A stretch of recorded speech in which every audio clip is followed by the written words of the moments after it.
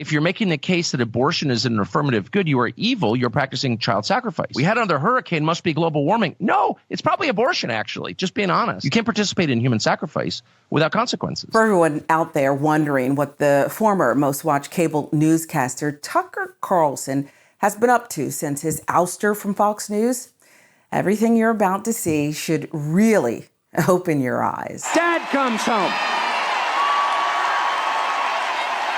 And he's pissed. And when Dad gets home, you know what he says? You've been a bad girl. You've been a bad little girl, and you're getting a vigorous spanking right now.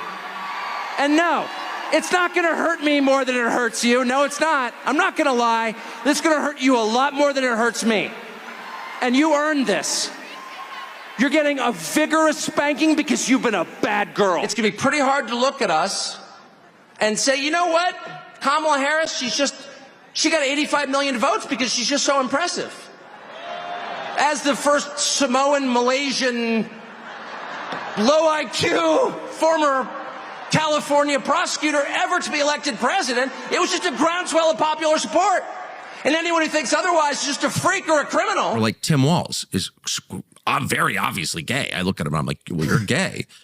And I'm sure I'll be attacked for saying that. Maybe he's not gay, but he certainly seems gay. Right. They immediately say, where's your evidence? Oh, I don't have any evidence. I'm just saying the guy looks super, super gay to me. Though now more unhinged than ever, Tucker hasn't missed a beat when it comes to his demeaning, perverted comments towards women and also spreading white supremacist propaganda to his loyal base. It's the same playbook that made him infamous, fueling the same flames of hate and division.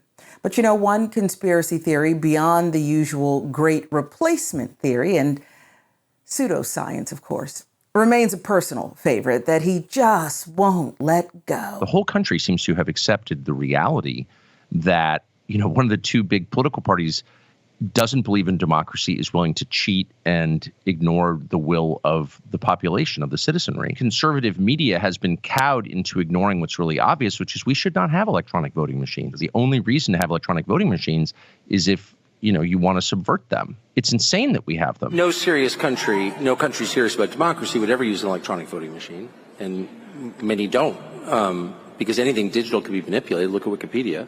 Look at the internet, where entire portions of history are now gone.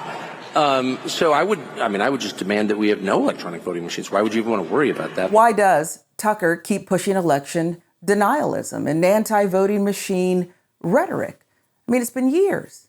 Well, it's simple. He's clinging to relevance. Staying on the radar of his base means more money, more influence, and perhaps a potential return to mainstream media or even politics.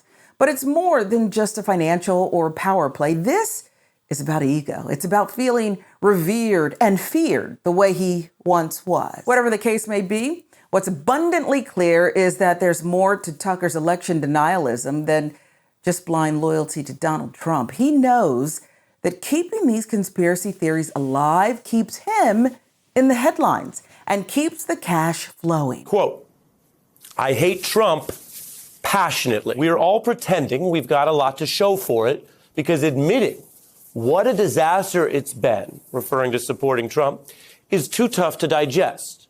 But there isn't really an upside to Trump. We're very, very close to being able to ignore Trump most nights. I truly can't wait. Trump and his lawyers have so discredited their own case. It's infuriating, absolutely enrages me. That apparent or alleged final straw is then what leads him to the quote I led with, Carlson writing, admitting what a disaster Trump has been for these 4 years is too tough to digest. There isn't really an upside to Trump. Carlson texting other Fox News hosts. Sidney Powell is lying, by the way. I caught her. It's insane. He says about Trump's lawyer, Sidney Powell, and Rudy Giuliani's unfounded claims. Sidney is a complete nut. No one will work with her. Ditto with Rudy, Laura Ingraham wrote back. Tucker responds, it's unbelievably offensive to me. Our viewers are good people, and they believe it. Even as those same hosts went on the air arguing completely otherwise. We'd be remiss not to mention Tucker's full-on embrace of Vladimir Putin and the Kremlin's propaganda machine, which, well, has now implicated him in a bombshell DOJ investigation. The probe is looking into alleged payments from the Russian state to right-wing media figures, including Tim Pool, Dave Rubin, Benny Johnson, and former Blaze producer Lauren Chen. Now, this isn't just a case of ideological alignment. This is about hard cash and influence. And Tucker's name is right in the middle of it. They want me to post this referencing the video that Afanasyeva had posted, but it just feels like overt shilling. Founder 2 replied that Founder 1 thinks we should put it out there. Producer 1 acquiesced, responding, "All right, I'll put it out tomorrow." The clip that the Russians desperately wanted to share was Tucker Carlson's grocery shopping in Moscow. A producer thought this came too close to overt shilling for the Russians. Senator Tom Tillis agreed. He shared this clip and called Tucker a useful idiot. But Chen and Donovan told the producer that they had to comply with the request, so the influencers featured the clip. And so Tucker Carlson, the great liberator, is there in Moscow, ironically, to free people. Pretty incredible that Tucker Carlson is so shameless that even the Russians are like, it's a bit much. Our media infrastructure doesn't just allow people like Tucker Carlson to thrive, it actively incentivizes them. Think about it.